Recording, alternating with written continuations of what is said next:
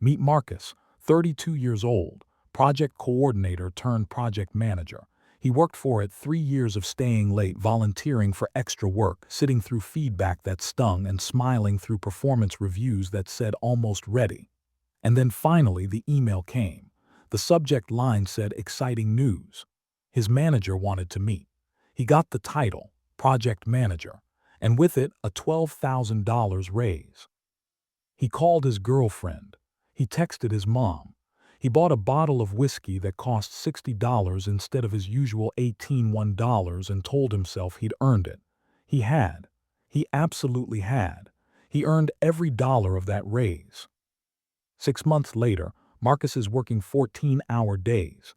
He's managing people for the first time, which means he's absorbing everyone else's stress on top of his own.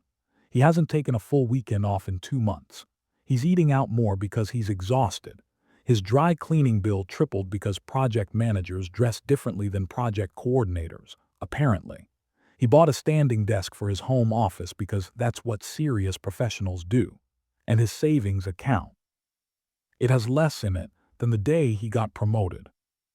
Marcus did everything right. He leveled up. He climbed the ladder. He won the game they told him to play. So why does it feel like losing? My name is Miko, and I spend way too much time thinking about the invisible financial penalties hidden inside the things we're supposed to celebrate. If you're someone who's ever gotten a raise or promotion and thought, wait, why don't I feel any better? Make sure to hit that subscribe button and give this video a thumbs up if this helps you out. Because today we're going to walk through exactly how climbing the career ladder can quietly push you further away from financial freedom. Not because your boss is evil. Not because you made dumb decisions. Because the system around a promotion is specifically designed to consume whatever the promotion gives you, and then some. Let's get into it. Part 1. The number that lies to you. Here's where it starts. The offer, the conversation, the number. $12,000 more per year. That's what Marcus got. And his brain, like every human brain on the planet, did the natural thing. $12,000 divided by 12. That's $1,000 more per month. He started mentally decorating with that $1,000. A nicer apartment, maybe.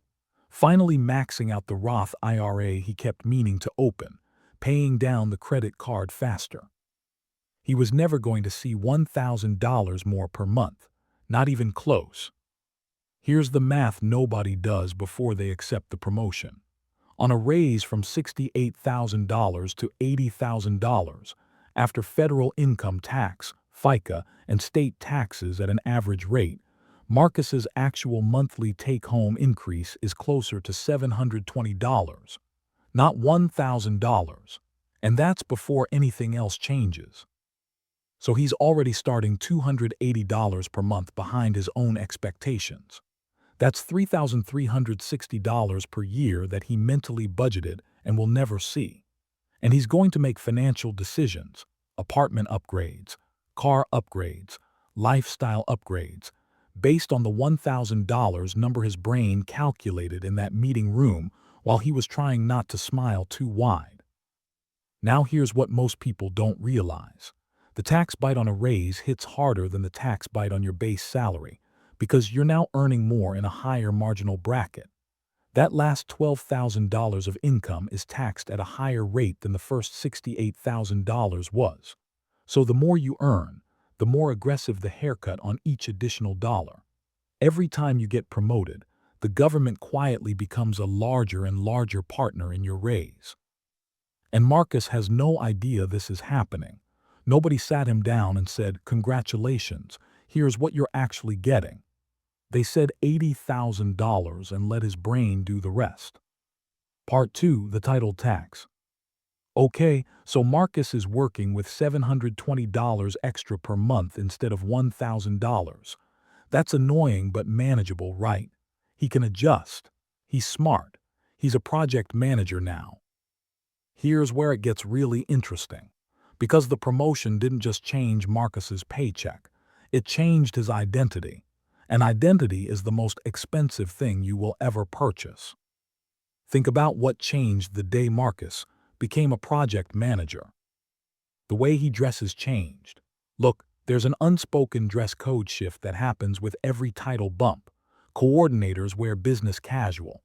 Managers wear business professional. Directors wear things with subtle logos. VPs wear watches that cost more than some people's cars. Marcus didn't invent this rule. He didn't consciously sign up for it. But the first Monday after his promotion, he stood in front of his closet and felt underdressed for the job he now had. So he spent $800 at a department store on things he'd never have bought as a coordinator. And he called it an investment. The way he socializes changed. Project managers get invited to different lunches, different happy hours, different networking events. And at those events, the unspoken expectation is that you spend at the level of your new peers, not your old ones. Nobody says, "Hey Marcus, you should pick up your share of this $200 dinner tab." Nobody has to. The social contract does it for him. He used to grab $11 sandwiches with the coordinators. Now he's at $65 per person dinners, where it would be awkward to order differently. His home setup changed. A project manager with direct reports who sometimes video calls from home cannot be seen sitting in front of a messy wall with bad lighting and a $49 Amazon chair. So he invested. Standing desk, ring light, better webcam, bookshelf that looks organized. He told himself it was a one-time cost. He was right. It cost him $1,401 time. His car started feeling wrong. Not broken, just wrong, like it didn't match the parking lot anymore. He started browsing. He hasn't bought anything yet, but the browsing has started. And once the browsing starts, it usually ends one way. Here's a statistic that landed hard when I found it. A study by the National Bureau of Economic Research found that visible consumption, the stuff people can see, like cars, clothes, and homes, increases significantly with each major career jump, often outpacing the actual income increase by a ratio of nearly 1.4 to 1. Meaning for every dollar more you earn through a promotion, people statistically spend $1.40 on visible status upgrades. Marcus got a $12,000 raise. Statistically, he'll spend $16,800 on looking like someone who got a $12,000 raise. He's already in the hole, and he hasn't even gotten to the big stuff yet. Part 3. The invisible hourly rate. Now you might be thinking, okay, the spending goes up, but so does the income. It should balance out eventually. And that's a reasonable thing to think. It's also wrong, because there's a cost to the promotion that almost nobody accounts for, and it's not a dollar amount. It's time. Let's do math that will make you uncomfortable. Marcus at $68,000 was working roughly 45 hours per week. At $80,000, his new role comes with real management responsibilities. He's now working closer to 55 hours per week on average, and that's being conservative. A lot of first-time managers put in 60. Let's calculate his actual hourly rate. At $68,000, working 45 hours per week across 50 weeks, that's 2,250 hours per year. $68,000 divided by 2,250 is about $30.22 per hour. At $80,000 as a manager, working 55 hours per week across 50 weeks, that's 2,750 hours per year. $80,000 divided by 2,750 is about $29.09 per hour. Marcus took a promotion, got a title upgrade, absorbed an enormous amount of new stress and responsibility, and is now making $1.13 less per hour than he was before. He's getting paid less to do more. He just can't see it because the annual number went up. Here's the psychological trap inside this. When we measure our worth, we look at the big number, the salary, the title, the business card. We almost never calculate our effective hourly rate because doing so requires acknowledging that our time has a finite value and that we might be underselling it. So we never do the math. We accept the title and absorb the hours and tell ourselves we're moving up while our real compensation quietly moves sideways or down. And it's not just the hours at work. The mental load of management follows you home. You're thinking about your team's problems in the shower. You're answering Slack messages during dinner. You're lying awake running through next quarter's timeline. That cognitive bandwidth has a cost. It's the cost of the things you're not doing. The side project you keep meaning to start. The gym habit you had before the promotion. The cooking you used to do that's now replaced by $18 DoorDash. Orders 3 nights a week because you're exhausted. $18 times 3 times 52 weeks. That's $2,808 per year going to delivery fees and inflated menu prices, directly caused by the promotion. Nowhere in the offer letter. Part 4. The Responsibility Cliff. Okay, here's where most people don't realize the real trap is set. Because everything we've talked about so far is about spending. The title tax, the dress code, the dinners, the home office. You can theoretically fight those. You can be intentional. You can say no to some of it. What you cannot fight as easily is what happens to your professional options after you take the promotion. Before the title, Marcus was mobile. He had a skill-set project coordination that was portable across industries. He could have gone to a startup, a nonprofit, a different field entirely. His resume was clean. His options were wide. After 2 years as a project manager, something subtle but significant shifts. He's now priced higher. Any new employer has to justify the salary of a manager, which means they need a manager-level opening, which are rarer than coordinator-level openings.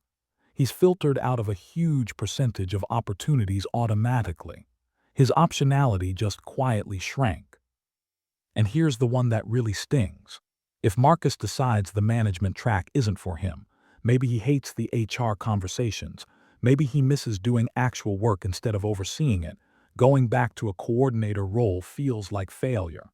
Even if it would make him happier, even if it would genuinely make his life better. The title is a one-way door in the way most people's brains process it.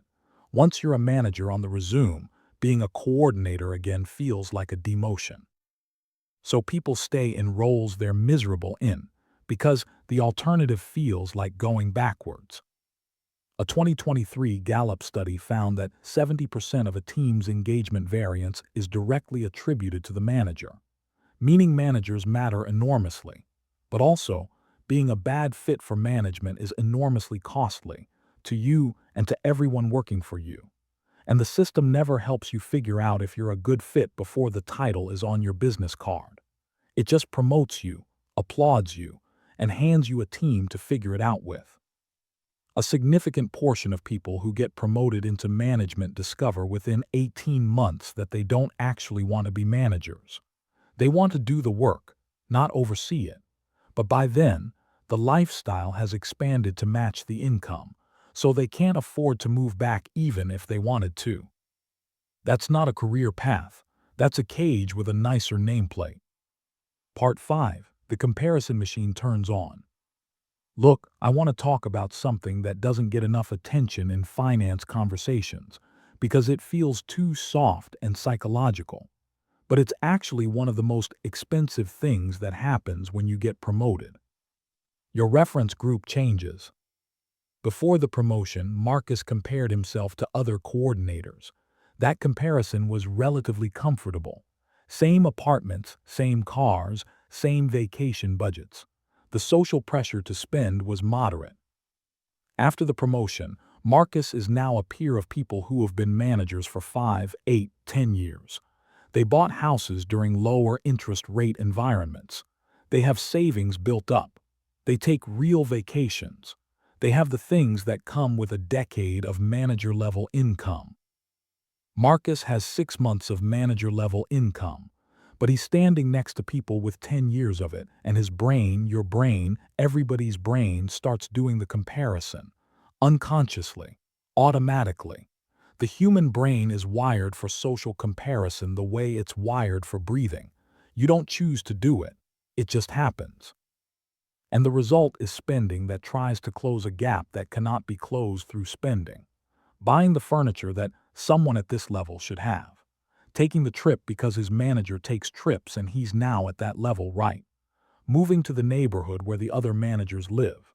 Not because he can afford it, because his reference group has shifted and his spending is chasing a social reality it has no business chasing yet. Here's a number that should stop you cold. The average American with a household income between $75,000 and $100,000 saves less than 5% of their income. The average household earning between $35,000 and $50,000 saves about 3.5%. The difference in savings rate between these two groups, despite a massive income gap, is less than 2 percentage points. Because more income almost always triggers more comparison spending, which almost always consumes the raise. The promotion didn't make Marcus richer. It just made him aspire to be richer while spending like he already was. Part 6. What MARCUSSHOULD have done and what you still can. Okay, let's get practical. Because I didn't walk you through all of that to leave you staring at your LinkedIn profile in quiet despair. The promotion isn't the enemy. The unconsciousness around the promotion is the enemy. Here's how to get promoted and actually come out ahead financially instead of just symbolically. Calculate your real raise before you spend $1 of it. Get your actual take-home difference. Not the gross salary difference. The net. After taxes, after any benefit changes, after any new professional expenses that are genuinely unavoidable. That's your real raise. Build your budget from that number and nothing else. If your real take-home increase is $720, you don't have $1,000 to work with. You have $720. Start there. Implement a raise freeze for 90 days. When Marcus got the promotion, he should have made a rule. No lifestyle changes for 90 days. Same apartment, same car, same grocery store, same social habits. For 90 days, bank the entire difference between old take-home and new take-home. This does two things. It builds a buffer, and it lets you figure out what your new role actually costs before you've upgraded your life around an assumption. A lot of managers discover during those 90 days that the role is not what they expected. Better to find out before you've signed a more expensive lease. Calculate your real hourly rate. Every quarter. The number needs to stay visible because it's the most honest measure of whether the promotion is actually working for you financially. If your hourly rate dropped, that information should drive your next negotiation. You need more money, fewer hours, or both. Don't let the annual number fool you into thinking you're ahead when you're actually behind per hour. Refuse the comparison. This one's the hardest, but it's worth the most. Your reference group shifted up when you got promoted. Your financial reality did not shift up at the same pace. You have to consciously, deliberately opt out of spending to match a peer group you haven't financially caught up to yet. This means having clear, written financial goals that you look at when the comparison pressure hits. Not a vision board. Actual numbers. I want $50,000 invested by the time I'm 35. That number, on paper, visible, is the thing that competes with the social pressure to buy the furniture or take the trip or move to the neighborhood. Negotiate the non-salary stuff. Here's something almost nobody does at the promotion stage. They negotiate salary and stop, but this is actually your maximum leverage moment. Your employer wants to keep you. Use that. Negotiate remote work flexibility that reduces your commute costs and dry cleaning bills. Negotiate a professional development budget that covers the expenses you'd otherwise absorb yourself. Negotiate an extra week of PTO. Negotiate the standing desk stipend before you buy it yourself. The non-salary compensation at the manager level can be worth $8,000 to $15,000 per year if you actually push for it. Most people leave it on the table because they're just relieved to have gotten the title.